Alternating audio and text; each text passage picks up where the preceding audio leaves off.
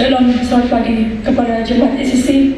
Walaupun tidak dapat beribadah, namun sepasti Tuhan hadir setiap kita. Amin. Haleluya. Mari kita naikkan pujian hanya dalam namanya.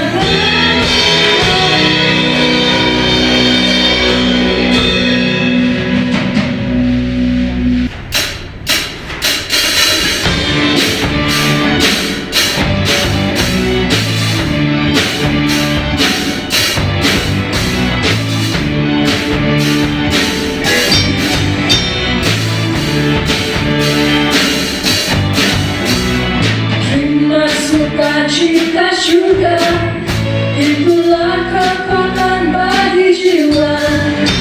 Ku dapat rasakan kasihnya di tengah badai yang bergelora. Terima sukacita syurga, itulah kekuatan bagi jiwa. Ku dapat saksikan kuasanya, taklukan badai yang bergelora. Haleluya, kau ada dalam hatiku, takkan patah semangatku, takkan hilang kekuatanku. Haleluya, ku mau bersorak bagimu, sukacita syurga yang memenuhiku.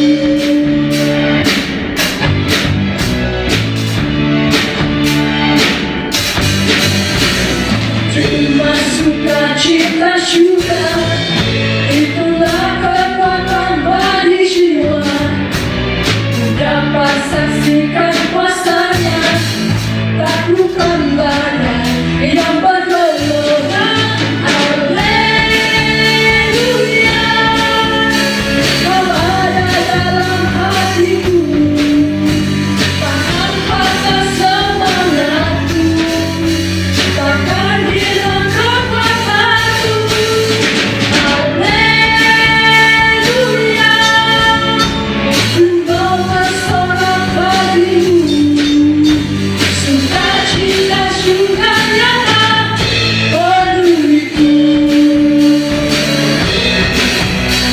Sukacita syurga yang memenuhiku.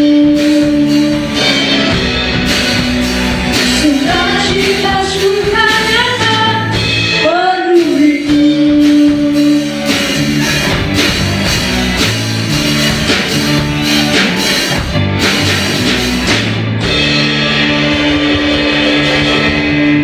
Haleluya, haleluya.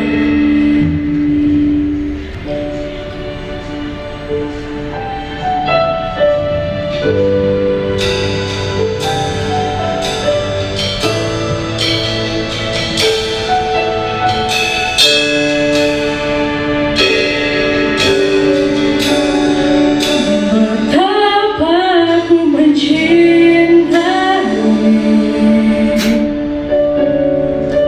segala yang telah terjadi tak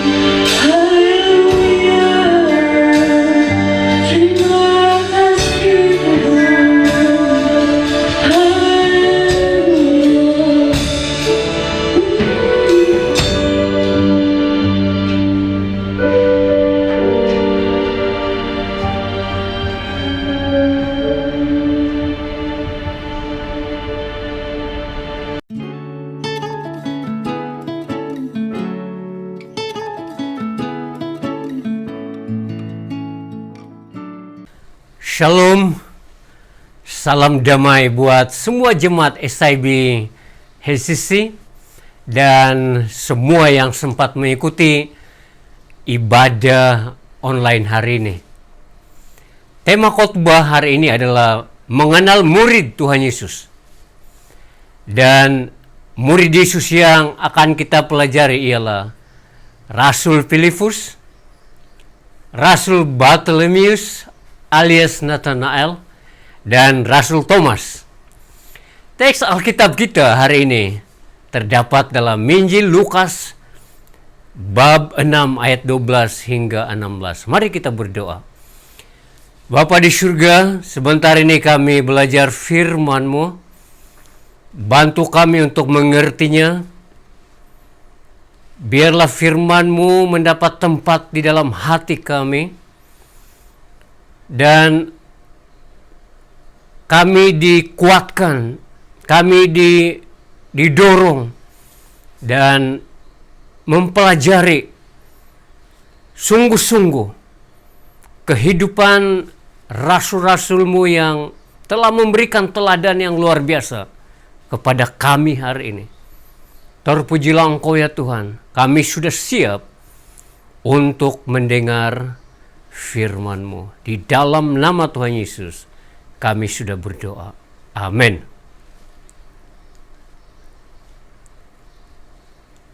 Saudara, mari kita membaca Lukas bab 6 ayat 12 hingga 16. Pada waktu itu pergilah Yesus ke bukit untuk berdoa. Dan semalam-malaman ia berdoa kepada Allah. Ketika hari siang, ia memanggil murid-muridnya kepadanya, lalu memilih dari antara mereka 12 orang yang disebutnya rasul. Simon yang juga diberinya nama Petrus dan Andreas saudara Simon, Yakobus dan Yohanes, Filipus dan Bartolomeus, Matius dan Thomas, Yakobus anak Alfius, dan Simon yang disebut orang Selot, Yudas anak Yakobus, dan Yudas Iskariot yang kemudian menjadi pengkhianat. Untuk pendahuluan, ketika berada di dunia, Yesus memiliki 12 orang murid, dan ke-12 murid itu mengikuti Yesus yang kerap menginjil dan memberikan kabar baik, atau memberitakan kabar baik kepada orang-orang. Dalam Injil Lukas dijelaskan bahwa Yesus berdoa ke gunung sendirian untuk menentukan 12 murid yang akan dipilih. Setelah selesai berdoa, dia memanggil Petrus, Andreas, Yakobus, Yohanes, Filipus, Thomas, Matius, Bartolomeus, Yakobus anak Alfius, Tadius, Simon, dan Yudas Iskariot. Setelah Tuhan Yesus bangkit dari kematian, dia mengutus ke-12 murid untuk menginjil dan menjadi saksinya. Ke-12 murid Yesus pun disebut sebagai ke-12 rasul. Pada hari ini, kita akan mempelajari kehidupan 3 murid Yesus. Filipus, Bartolomeus, dan Thomas. Kali lagi, Filipus, Bartolomeus, dan Thomas. Kita akan melihat 4 aspek dari setiap mereka. Yang pertama, latar belakang. Kedua, panggilan. Yang ketiga, karakter yang merangkumi kekuatan dan kelemahan. Dan yang keempat, impak atau pengaruh kehidupan dan pelayanan mereka. Yang pertama, Rasul Filipus. Dari segi latar belakang, Filipus berasal dari nama Yunani Filipos, yang berarti teman dari kuda-kuda. Dia berasal dari Bethsaida, sama seperti Petrus dan Andreas. Mungkin mereka saling mengenali. Alkitab tidak menceritakan pekerjaan Filipus, tetapi kemungkinan ia juga seorang nelayan. Dari segi panggilan, Filipus pertama kali bertemu Yesus di Betania, sebuah kota kecil di tepi Danau Galilea. Yohanes pasal 1 ayat 43 memberitahu bahwa Yesus memanggil Filipus ketika dia bersendirian. Kata Yesus, "Ikutlah aku." Dia tinggalkan kehidupannya yang lama. Artinya selepas Yesus memberitahu, "Ikutlah aku," dia tinggalkan kehidupannya yang lama, lalu menjawab panggilan itu. Filipus adalah salah seorang pengikut Yesus Kristus yang terawal. Beberapa penafsir Alkitab percaya bahwa dia adalah murid pertama Yohanes Pembaptis, karena dia tinggal di wilayah di mana Yohanes Pembaptis berkhotbah. Dia memelihara panggilan untuk mengikut Yesus sampai akhir. Dari segi karakter, dia pun ada kekuatan dan kelemahan. Dari segi kekuatan, Filipus dia sangat tegas mengakui bahwa Yesus adalah penyelamat yang dijanjikan. Walaupun dia tidak sepenuhnya memahami sehingga selepas kebangkitan Yesus. Seperti para rasul yang lain, Filipus meninggalkan Yesus semasa perbicaraan dan penyalibannya. Dalam peristiwa Yesus memberi makan kepada 5.000 orang, Yesus menguji Filipus dengan bertanya kepadanya di mana mereka dapat membeli roti untuk banyak orang atau semua orang yang ada di situ. Yohanes bab 6 ayat 5 hingga 7 memberitahu kita bahwa apabila Yesus memandang sekeliling dan melihat ramai orang datang ke arahnya, dia berkata kepada Filipus, "Dari manakah dapat kita beli makanan untuk semua mereka ini?"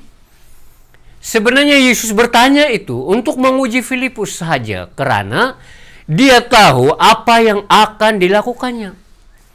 Filipus belum memahami bahwa pertanyaan Yesus, "Dari manakah dapat kita beli makanan untuk semua mereka ini?" mengandung mukjizat. Tetapi Filipus menanggapinya secara manusiawi. Itulah sebabnya Filipus menanggapinya secara manusiawi. Filipus menjawab, "Roti yang berharga 200 dinar pun tidak cukup. Meskipun jika dibahagi secebis seorang."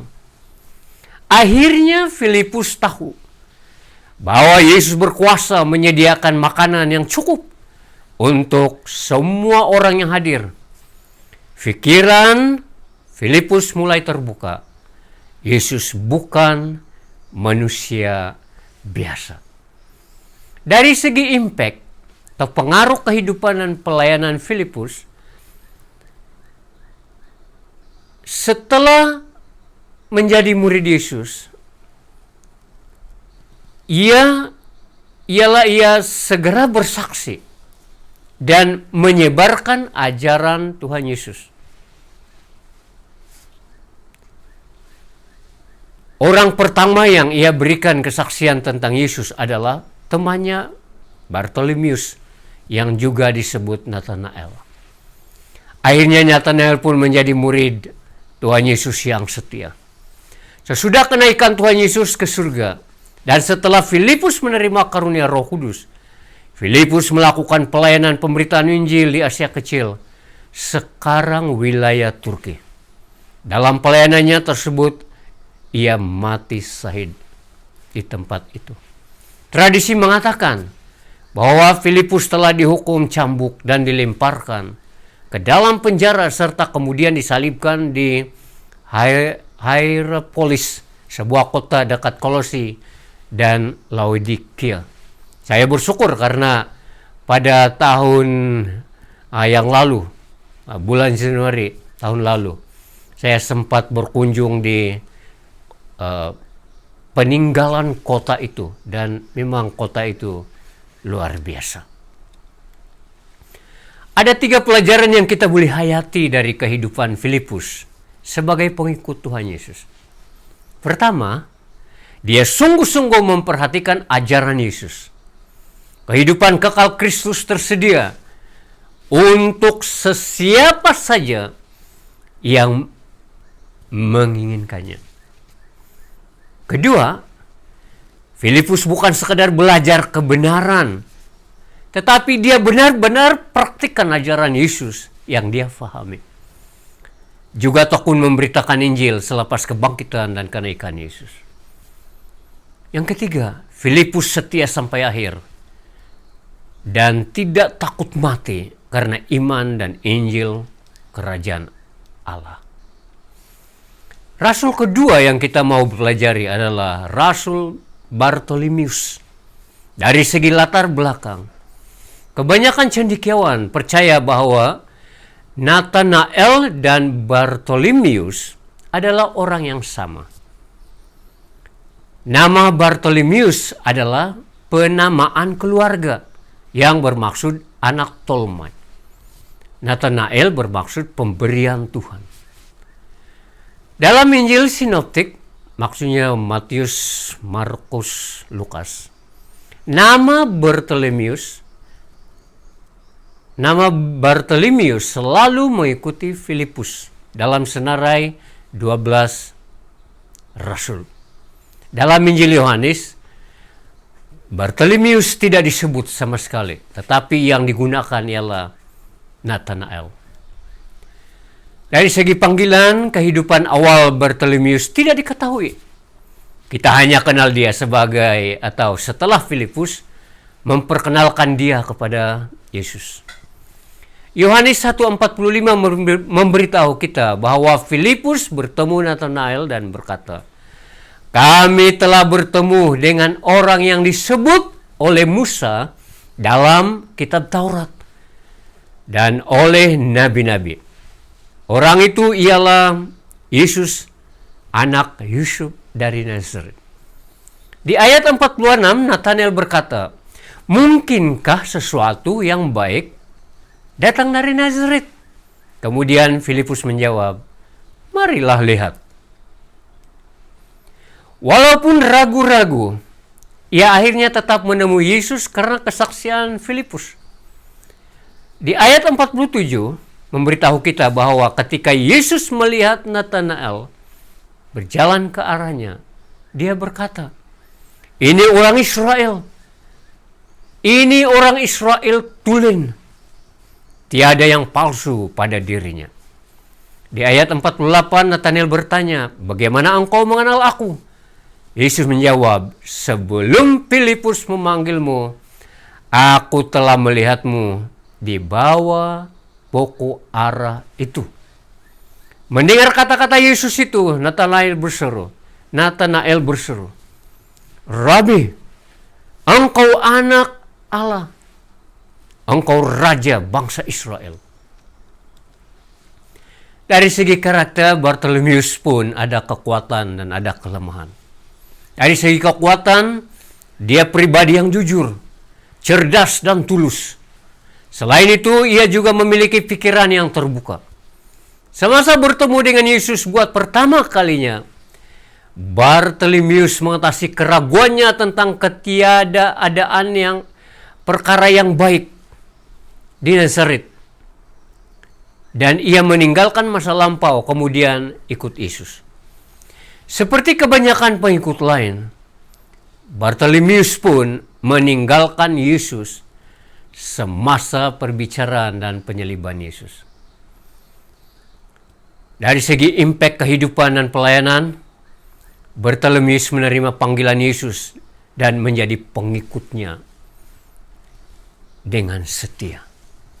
Dia menyaksikan kenaikan Yesus ke surga dan menjadi misionaris atau misioneri dan menyebarkan Injil. Rasul Bartolomeus bersama Rasul Yudas, anak Yakobus, dikenal sebagai pembawa kekristenan ke Armenia pada abad ke-1 Masehi.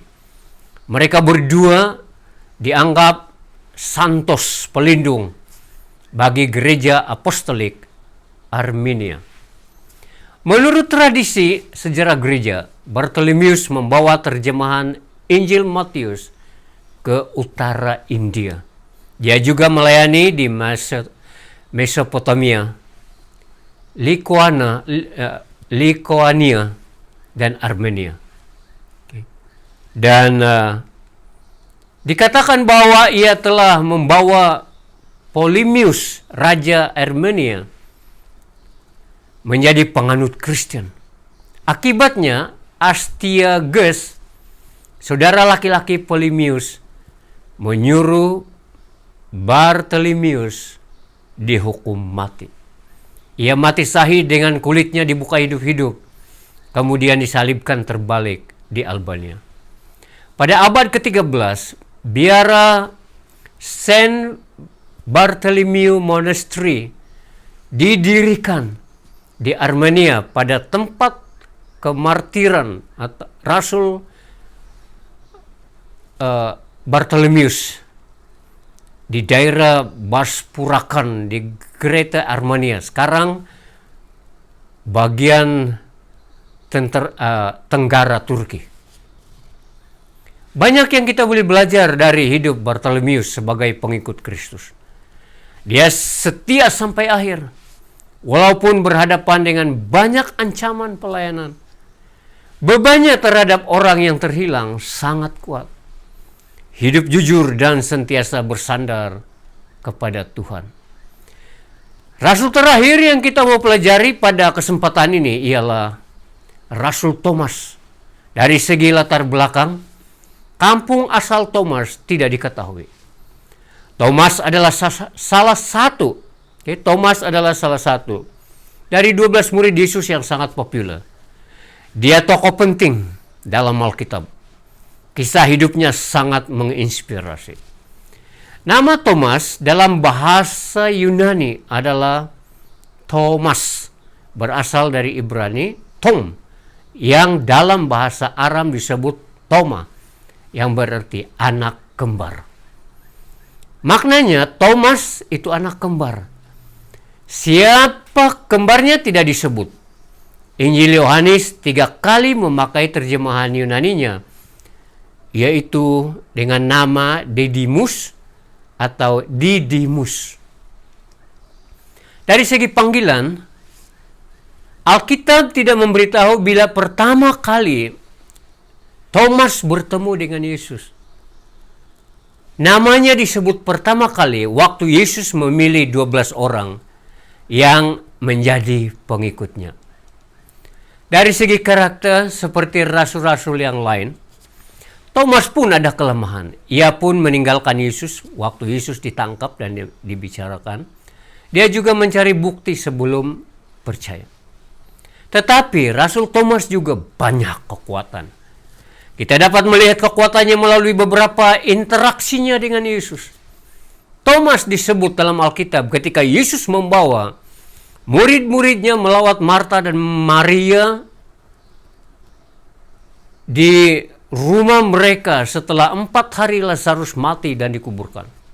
Tetapi sebelum mereka berangkat, para murid Yesus yang lain memberikan peringatan supaya Yesus tidak perlu kembali ke sana karena orang di situ benci kepada Yesus pada masa itu. Tetapi Yesus dengan tegas mengatakan bahwa ia harus ke sana juga. Waktu itulah Thomas berkata, "Ya, marilah kita pergi juga supaya kita mati bersamanya." Itu Yohanes 11 ayat 16. Maksudnya, kalau Yesus harus mati di Yudea, maka murid-murid pun seharusnya sedemikian. Cadangan Thomas itu merupakan sokongan yang kuat oleh Thomas kepada Tuhan Yesus untuk pergi ke Yudea untuk membangkitkan Lazarus. Tetapi juga menunjukkan bahwa Thomas siap untuk mati bersama Yesus. Thomas disebut lagi dalam Alkitab ketika dia menanyakan Yesus di mana jalan ke surga, yaitu rumah Bapa. Dalam Injil Yohanes bab 14 ayat 1-7, kita menemukan bahwa Yesus memberitahu muridnya supaya hati mereka tidak resah atau gelisah. Mereka harus percaya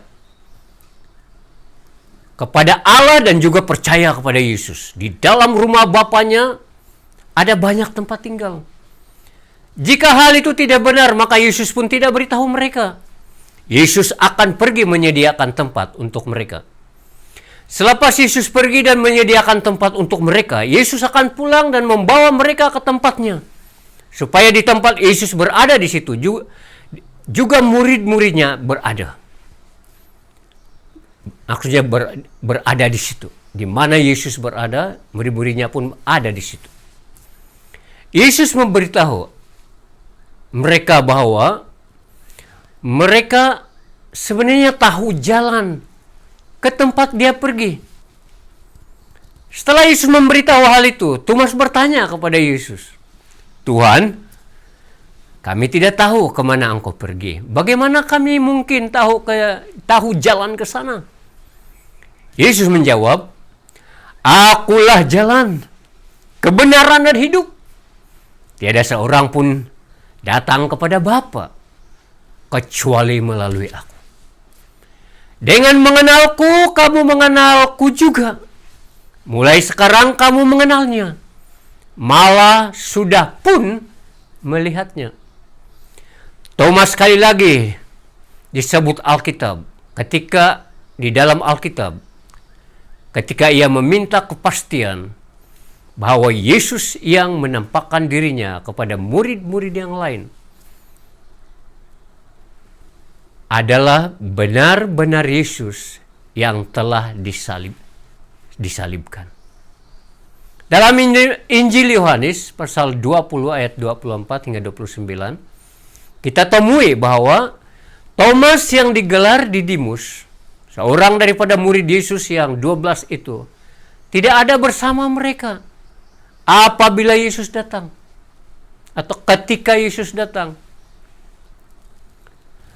Oleh itu murid-murid lain memberitahu Thomas, "Kami telah melihat Tuhan." Tetapi Thomas berkata, "Selagi aku tidak melihat sendiri bekas paku di tangannya dan memasukkan jariku ke dalam bekas luka itu, juga memasukkan tanganku ke dalam rusuknya, aku tidak mau percaya." Seminggu selepas itu, para murid Yesus termasuk Thomas berhimpun lagi di situ.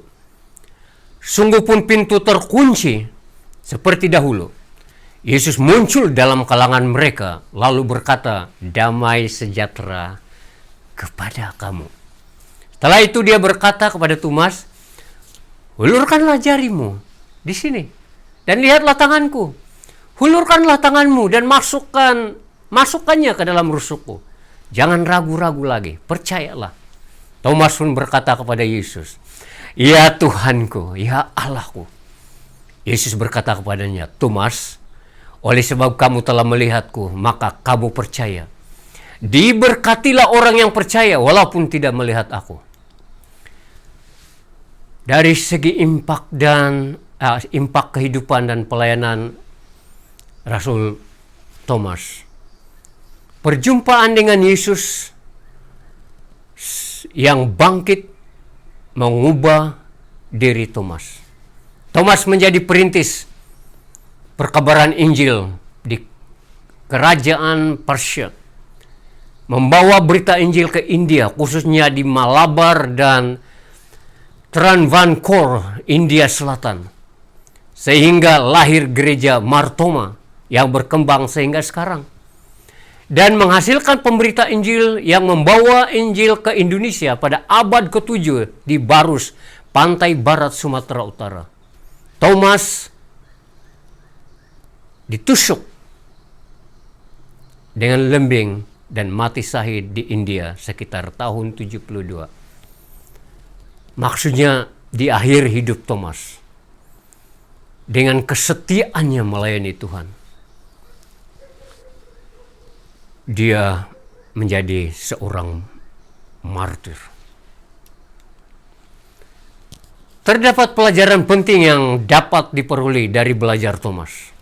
Jika kita benar-benar mencari tahu kebenaran, dan kita jujur dengan diri kita dan orang lain tentang perjuangan dan keraguan kita, Tuhan akan dengan jujur akan bertemu kita dan mendedahkan dirinya kepada kita, hanya seperti yang dia lakukan untuk Thomas. Hari ini walaupun kita ingin menyaksikan mujizat dan melihat Yesus secara langsung. Jangan lupa bahwa Tuhan meminta kita untuk datang kepadanya dengan iman. Tuhan menyediakan Alkitab dengan riwayat saksi tentang kehidupan Yesus, penyaliban dan kebangkitan untuk memperkuatkan iman kita seperti Thomas. Bagi kesimpulan, moto untuk kehidupan iman baik Filipus, Bartolomeus, dan Thomas adalah sekali Yesus, Yesuslah untuk selama-lamanya. Mereka bertiga mengikuti dan melayani Tuhan sampai akhir dengan setia. Mereka mengakhiri hidup dengan cemerlang dan menginspirasi semua orang beriman di setiap generasi. Mereka bertiga juga tidak takut mati demi kerajaan Allah. Mereka memegang falsafah hidup dan pelayanan seperti Rasul Paulus. Karena bagiku hidup ialah Kristus dan mati ialah keuntungan. Filipi 1:21. Mari kita berdoa. Bapa di surga, kami sudah belajar firman-Mu. Kami belajar kehidupan 3 hamba-Mu yang setia sampai akhir.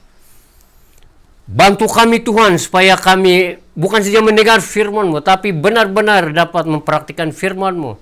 Khususnya mempraktikkan ajaran-Mu dalam kehidupan kami sehari-hari. Supaya kami dapat setia sampai akhir. Seperti rasul-rasul itu. Terpujilah Engkau ya Tuhan. Saya berdoa untuk semua umat-Mu. Dan khususnya yang mendengar firman-Mu hari ini. Biarlah kami setia juga sampai akhir. Tidak kira apa yang berlaku dalam kehidupan kami. Karena kami tahu di hadapan kami sangat indah. Menanti kedatangan kedua kali Yesus Kristus ke bumi ini untuk menjemput kami yang setia sampai akhir. Terima kasih Bapa. Di dalam nama Tuhan Yesus kami sudah berdoa dan semua yang percaya mari kita katakan amin. Amin. Puji Tuhan. Terima kasih di atas kesetiaan kita semua untuk mendengar firman Tuhan. Terpujilah nama Tuhan. Amin.